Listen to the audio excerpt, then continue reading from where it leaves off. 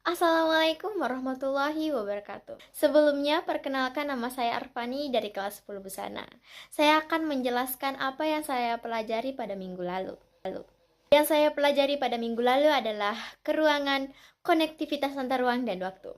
Baik, ada 3 tujuan yang akan saya jelaskan. Yang pertama adalah menjelaskan konsep antar ruang dan waktu. Yang kedua adalah menjelaskan interaksi antar ruang dan waktu. Dan yang terakhir adalah saya akan menjelaskan pengaruh interaksi antar ruang dan waktu. Baik, yang pertama saya akan menjelaskan konsep ruang dan waktu. Menurut catatan saya, ruang merupakan suatu tempat di muka bumi ini yang dapat dimanfaatkan untuk aktivitas individu maupun kelompok. Aspek ruang meliputi wilayah darat, perairan, udara, beserta kelengkapan berbagai organisme biotik maupun abiotik. Setiap ruang mempunyai bentuk, kondisi fisik, dan karakteristik yang berbeda-beda. Hal ini mengakibatkan adanya perbedaan potensi sesuai kondisi wilayah masing-masing. Itu adalah konsep ruang menurut catatan saya. Dan yang kedua adalah konsep waktu. Nah, menurut catatan saya, waktu senantiasa berjalan maju dan tidak bisa dihentikan walaupun sejenak. Dalam konteksnya, waktu dibagi menjadi 3 bagian. Yang pertama adalah waktu lampau, waktu sekarang, dan waktu yang akan datang.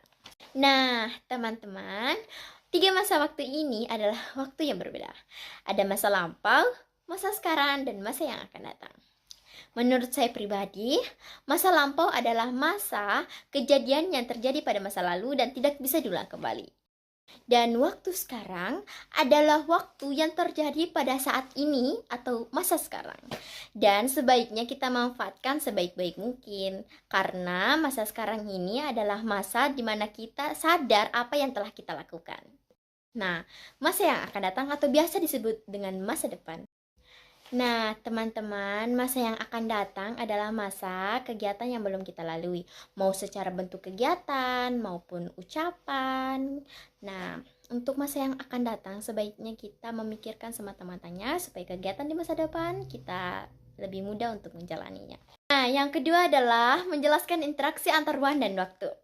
Baik, untuk yang nomor 2 ini saya akan menjelaskan apa yang telah saya catat di buku saya. Perbedaan karakteristik ruang antar wilayah. Yang pertama, kandungan unsur hara lapisan tanah. Unsur-unsur yang terkandung di dalam wilayah memiliki karakteristik yang berbeda. Contoh, wilayah lereng pegunungan vulkanik umumnya mengandung unsur hara yang tinggi. Kondisi ini disebabkan dari sisa aktivitas vulkanik, paparan sinar matahari yang cukup, dan temperatur yang rendah sehingga sangat cocok dimanfaatkan sebagai lahan pertanian, hortikultura, dan komoditas perkebunan seperti teh dan kopi.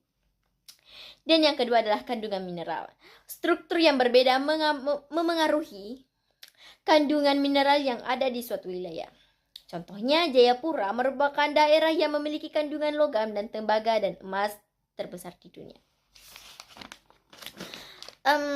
Nomor 3. Keanekaragaman hayati menyebabkan adanya perbedaan flora dan fauna serta komoditas pangan di setiap wilayah.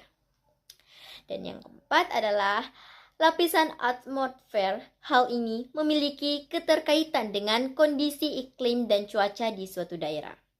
Tiap daerah memiliki karakteristik cuaca yang berbeda. Syarat interaksi keruangan. Interaksi dapat diartikan sebagai hubungan timbal balik yang memengaruhi antara dua belah pihak. Nah, syaratnya ada 3, teman-teman, yaitu saling melengkapi, kesempatan antara, kemudahan perpindahan barang ataupun orang.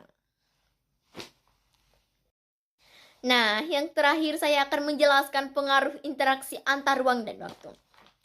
Di sini ada 2, yaitu pusat perdagangan dan pusat produksi lokal. Pusat perdagangan. Interaksi antar ruang dapat memicu proses pergerakan barang, manusia, dan informasi antar wilayah dalam kegiatan. Dan yang kedua adalah pusat produksi lokal. Konsep pengembangan ekonomi dengan menggali potensi kekuatan lokal untuk pusat produksi lokal dilakukan dengan memobilisasi sumber daya, kapasitas, dan keterampilan dalam rangka mencapai pembangunan ekonomi daerah yang berkualitas dan berkelanjutan. Itulah tugas saya yang telah saya catat pada minggu lalu. Terima kasih atas perhatiannya. Mohon maaf bila ada kurang. Wabillahi taufiq wal hidayah. Wassalamualaikum warahmatullahi wabarakatuh.